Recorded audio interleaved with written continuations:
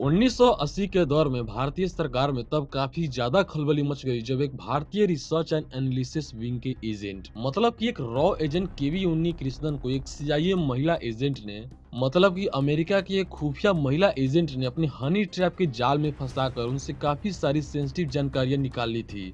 जरा सोच कर देखिए कि हमारे देश की जो खुफिया एजेंसी है उसी के एक अधिकारी को हनी ट्रैप कर लिया जाता है, तो हम और आप किस खेत की मूली हैं।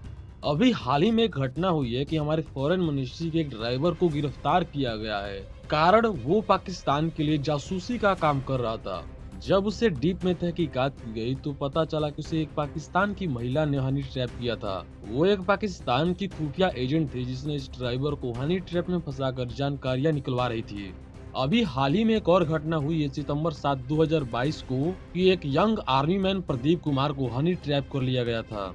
इनके साथ हुआ ये था कि नवंबर 2021 को इनको एक कॉल आता है और कहा जाता है कि गलती से फोन लग गया। बातों बातों में पूछा जाता है कि प्रदीप आप क्या करते हैं। इन्होंने कहा कि मैं आर्मी मैन हूँ। उधर से जवाब आता है कि मुझे आर्मी मैन बहुत पसंद है, वो काफी ज्यादा फिट होते हैं, देश के लिए उनका एक अलग ही जज्बा होता है। ऐसे ही बातों बातों में बात काफी आगे बढ़ गई और ये मिलने लगी। बाद में पता चला कि ये तो प्लान हनी ट्रैप था। ऐसे ही बहुत सारी खबरें हैं, अगर सभी को बताने लगा तो आपके सालों निकल जाएंगे। और ऐसा भी नहीं है कि ये घटनाएं कोई नई बात है।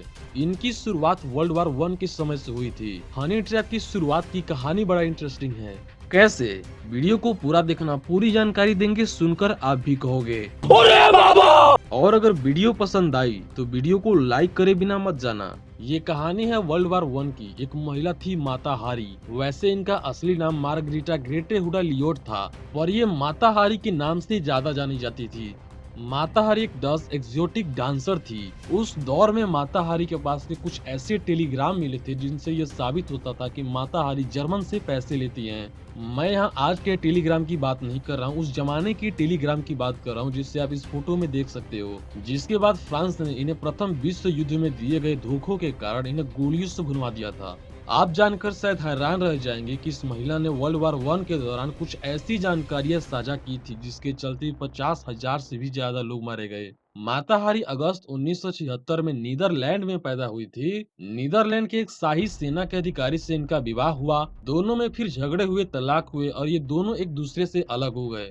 बाद में ये महिला एक डांस ग्रुप में शामिल होकर अपना नाम माता हारी रखकर एक पेशेवर डांसर के रूप में पेरिस चली जाती हैं। वहां जाकर ये वहां के बड़े बड़े अधिकारियों के संपर्क में आती है। क्योंकि ये महिला बहुत ही ज्यादा खूबसूरत थी और फ्रांस के बड़े बड़े अधिकारियों के साथ इनके अच्छे ताल्लुकात थे, तो फ्रांस ने सोचा कि क्यों ना इस महिला को जर्मन के खिलाफ एक जासूस के रूप में इस्तेमाल किया जाए। लेकिन यहीं आता है सबसे बड़ा ट्विस्ट। जितना पैसा ये फ्रांस से लेती थी जर्मन के जासूसी के लिए, उससे कहीं ज्यादा पैसे जर्मन से लेकर फ्रांस की जासूसी जर्मन के लिए करने लगी।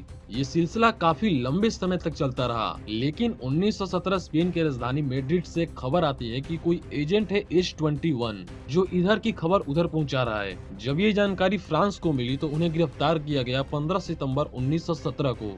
जब उन्हें गिरफ्तार किया गया, उनकी तहकीकात की गई तो पता चला कि उनकी सूचनाओं के कारण, जो सूचनाएं इन्होंने इधर से उधर करी है, उसके कारण 50,000 से भी ज्यादा लोगों की जान गई है।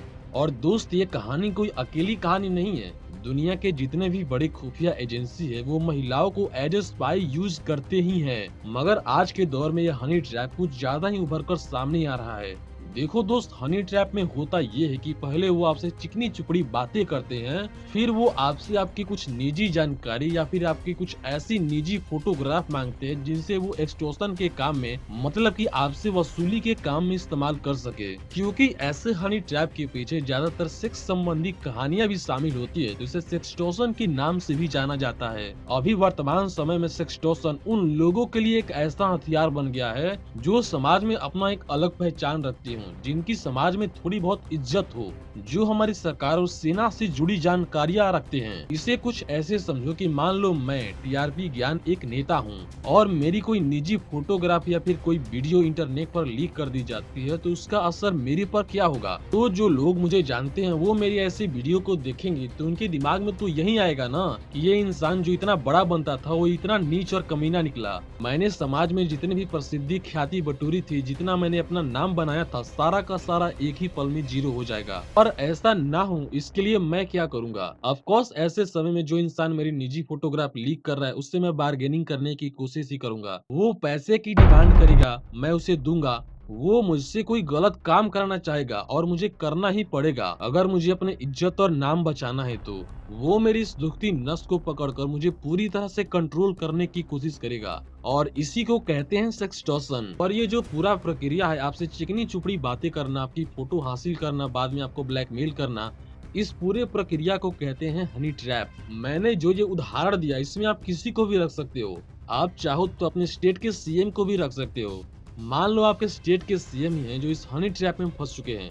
उनको पता है कि मेरी एक भी अगर ऐसी फोटो बाहर आ गई तो मेरा पद, मेरा रुतबा, मेरी फैमिली सारा का सारा एक पल में जीरो हो जाएगा। अब तक तो सिर्फ हनी ट्रैप ही चलता था, पर अब के टाइम इंटरनेट पर इससे भी एक और बड़ी भसड़ मची पड़ी है, जिसमें होता ये है कि बिल्कुल आप ही की तरह कोई व्यक्ति लाकर कैमरे को कुछ इस तरह से शूट किया जाता है और वीडियो को थोड़ा ब्लर ऐसे कर दिया जाता है कि लगे कि वो सचमुच में आप ही हो। ये तरीका कुछ ऐसे ही है जैसे फिल्मों में हीरो की जगह कोई स्टंटमैन स्टंट करता है, लेकिन देखने में ऐसा लगता है कि वो असली हीरो ही है जो ऐसा स्टंट कर रहा है। ऐसी चीजों का इस्तेमाल करके भी लोगों से एक्सटॉर्शन मांगा जा रहा है, उनका नाम खराब करने की कोशिशें की जा रही है। तो दोस्त, ऐसी चीजों से जरा बच के रहना। हमारी शकल और हालात ऐसे होते हैं कि किसी को क्रश तो क्या तरस भी ना आए। ऐसे में कोई खूबसूरत महिला आपसे चिकनी चुपड़ी बातें करे तो दोस्त जरा सावधान हो जाइए। अरे भैया, जब ये इतनी ही बड़ी समस्या है तो ये भी बता दो कि जो लोग इनमें फंस चुके हैं उन्हें इस दलदल से निकलने के लिए क्या करना चाहिए।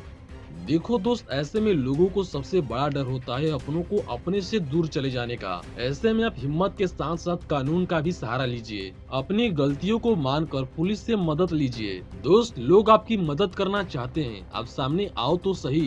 खैर, आज की इस वीडियो के लिए बस इतना ही। आप इस बारे में क्या सोचते हैं हमें कमेंट में जरूर बताइएगा। अगर आपने यहाँ तक ये वीडियो देख लिया है तो आपको ये वीडियो भी जरूर पसंद आएगी। तो मिलते हैं आपसे एक और नई वीडियो के नए टॉपिक के साथ, तब तक के लिए जय हिंद।